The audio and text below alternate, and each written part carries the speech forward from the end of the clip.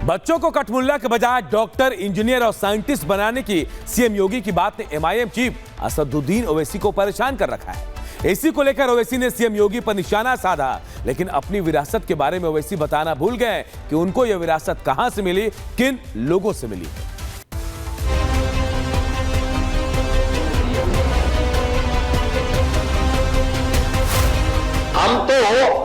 हम तो परंपरागत मुल्ला और मौलवी बनाने की बजाय हम वैज्ञानिक बनाना चाहते हैं। एपीजे अब्दुल कलाम बने तो वैज्ञानिक बने। स्कूलों में फ्री एजुकेशन की व्यवस्था की जा रही है, आधुनिकीकरण किया जा रहा है। ये डबल इंजन की सरकार पैसा उपलब्ध करवा रही है, लेकिन कठमुल्लापन की संस्कृति नहीं चलेगी। यह सरकार का पहले दिन का संकल्प है। यूपी विधानसभा में दिया गया सीएम योगी आदित्यनाथ का ये बयान एआईएमआईएम चीफ ओवैसी को चैन की सांस नहीं लेने दे रहा है और इसी को लेकर ओवैसी ने सीएम योगी पर निशाना साधा है और सवाल उठाया है कि उन्हें तो उर्दू नहीं आती है, मगर वो साइंटिस्ट क्यों नहीं बन गए। उत्तर प्रदेश के चीफ मिनिस्टर ने उत्तर प्रदेश की असेंबली में ये कहा कि उर्दू पढ़ना कठमुल्लाओं की तरह मौलाना बनाना की बात है, साइंटिस्ट नहीं बनते। अब जाहिर है उत्तर प्रदेश के मुख्यमंत्री को तो उर्दू नहीं आती, मगर वो साइंटिस्ट क्यों नहीं बने, उसका जवाब वही दे सकते हैं। वहीं सीएम योगी आदित्यनाथ का कहना है कि वो बच्चों को मौलवी के बजाय डॉक्टर, इंजीनियर और साइंटिस्ट बनाना चाहते हैं, लेकिन शायद ओवैसी की राजनीति की मजबूरी ही ऐसी है कि वो मुस्लिम बच्चों को डॉक्टर, इंजीनियर और साइंटिस्ट बनाने के बजाय कठमुल्ला या मौलवी बनाना ही ज्यादा पसंद करते हैं, क्योंकि कट्टर सोच और जिहादी मानसिकता ही ओवैसी जैसे सियासतदानों की सियासत का आधार है। ओवैसी यही नहीं रुके, उन्होंने योगी की विचारधारा के बुजुर्गों पर भी सवाल खड़े कर दिए। इनको समाज के सामने एक्सपोज करना चाहिए। अपने बच्चों को ये लोग पढ़ाएंगे इंग्लिश स्कूलों में और दूसरे के बच्चे के लिए अगर वो सुविधा सरकार देना चाहती है, कह देंगे उर्दू पढ़ाओ इसको, यानी उसको मौलवी बनाना चाहते हैं, कठमुल्लापन की ओर केस को ले जाना चाहते हैं। ये नहीं चल सकता। उत्तर प्रदेश के मुख्यमंत्री ने कहा कि उर्दू पढ़ने से कठमुल्ले बनते हैं। अब उत्तर प्रदेश के मुख्यमंत्री के जो बुजुर्ग थे या जिस आइडियोलॉजी से वो आती हैं, उनके किसी भी शख्स ने इस मुल्क की आजादी में हिस्सा नहीं लिया। तो ये इंटेलेक्चुअल कैपेसिटी है इनकी। सीएम योगी पर उंगली उठाने से पहले ओवैसी शायद ये भूल गए थे कि जब आप किसी पर एक उंगली उठाते हैं तो 4 उंगलियां आप पर खुद ही उठ जाती हैं। तभी तो ओवैसी ये कभी नहीं बताते हैं कि उनकी पार्टी के बुजुर्ग देश की आजादी के वक्त क्या कर रहे थे। ओवैसी के परिवार के बुजुर्ग अब्दुल वहाद ओवैसी को मजलिस इत्तेहादुल मुस्लिमीन की बागडोर सौंपने वाला कासिम रिजवी कौन था।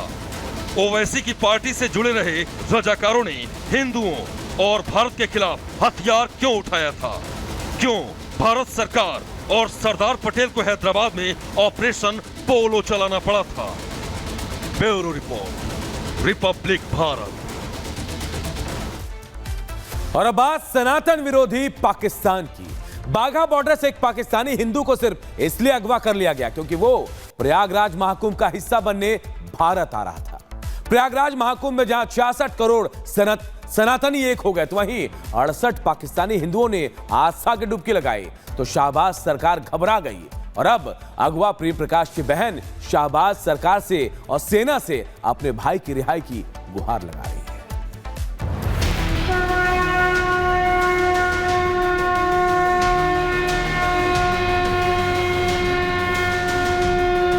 हर हर गंगे, हर हर महादेव। भारत में 66 करोड़ से ज्यादा सनातनी एक हो गए और एकजुटता का ये संदेश पूरी दुनिया ने देखा। लेकिन सबसे ज्यादा टेंशन किसी को इससे हुई तो वो है पाकिस्तान, क्योंकि इस एकता के लिए जब पाकिस्तानी हिंदू भारत आने लगे तो शाहबाज सरकार खौफ खाने लगी। खौफ इस बात का कि कहीं पाकिस्तान में हिंदू एकजुट ना हो जाएं, क्योंकि ऐसा हुआ तो न शाहबाज बचेंगे न उनके फैसलों पर कोई अमल करेगा। भारत में दुनिया के सबसे बड़े महापर्व का आयोजन हुआ, जहां देश दुनिया से लोग आए। पाकिस्तान से भी हिंदू महाकुंभ में डुबकी लगाने आए। पाकिस्तान से 68 श्रद्धालु आए, वो भी सिंध से थे। तस्वीरें 6 फरवरी 2025 की हैं। त्रिवेणी संगम में स्नान से पहले उन्होंने हर हर गंगे और हर हर महादेव के जयकारे लगाए। मैं कराची से आया हूँ। दिल में ये काफ़ी सालों से उमंग थी कि कुंभ का मेला हो, हम जाएं। यहाँ पर पहुँच के हमें बहुत मज़ा आ रहा है। हम बयान में बता नहीं सकते कि हमें कितनी खुशी हो रही है। हिंदुस्तान गवर्नमेंट ने हमें परमिशन दी, वीज़ा दी है, हम उनके बहुत आभारी हैं। हर हर गंगे, हर हर गंगे, हर हर महादेव, हर हर महादेव। सुना आपने, सनातन के सबसे बड़े मेले में आकर पाकिस्तानी हिंदुओं की खुशी का ठिकाना नहीं रहा। तो वहीं एक हैरान करने वाली खबर आई, जहां पाकिस्तान का हिंदू युवक भारत में तीर्थ यात्रा के लिए रवाना तो हुआ था, मगर वाघा बॉर्डर पार करने और भारत में प्रवेश करने से पहले ही पाकिस्तानियों ने उसका अपहरण कर लिया।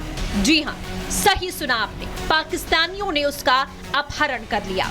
जानकारी के मुताबिक हिंदू युवक को कुछ अज्ञात लोगों ने उस समय अगवा किया जब वो अपने परिवार के साथ भारत में महाकुंभ स्नान करने के लिए वाघा सीमा पार करने वाले थे। और ये दावा किसी और ने नहीं बल्कि खुद युवक की बहन ने किया और पाकिस्तान के सेना प्रमुख जनरल मुनीर और सरकार से अपने भाई की सुरक्षित वापसी सुनिश्चित करने की अपील की। 21 तारीख को हम लाहौर जा रहे थे। मेरे भाई को वाघा बॉर्डर में छोड़ने गई। मेरे अम्मी अबू भी वहाँ साथ थे। हम यात्रा पे मेरी पूरी फैमिली जा रही थी। तो वहाँ इमिग्रेशन पे कुछ बंदे ऐसे आए तो मेरे भाई का जैसे पासपोर्ट वगैरह वो भी छीन लिया, मोबाइल भी छीन लिया और मेरे भाई को पता नहीं कौन वहाँ से ले गया। मेरा भाई चाहिए और कुछ नहीं चाहिए। मैं सब वजीर आजम DIG जो भी है, मैं सबसे आपसे ये विनती करती हूँ, मुझे मेरा भाई चाहिए। एक सनातनी जो हजारों किलोमीटर दूर पाकिस्तान से आकर आस्था की डुबकी लगाने वाला था, इस वक्त कहां है किसी को नहीं पता। परिवार पर दुखों का पहाड़ है, लेकिन शाहबाज सरकार के कानों पर जू नहीं रेंग रही, क्योंकि इस घटना को 1 हफ्ता बीत चुका है। सरकार की ओर से कोई प्रतिक्रिया नहीं दी गई। ऐसा लग रहा है मात्र एक सनातनी से शाहबाज सरकार की नींद हराम हो गई है। Bureau report, Republic Bharat. Kolkata के जादवपुर यूनिवर्सिटी में जमकर बवाल हुआ है। वामपंथी छात्र संगठन SFI के सदस्यों ने छात्र संघ चुनाव की मांग को लेकर पश्चिम बंगाल के शिक्षा मंत्री का घेराव किया और जमकर हंगामा भी किया। ये रिपोर्ट देखिए।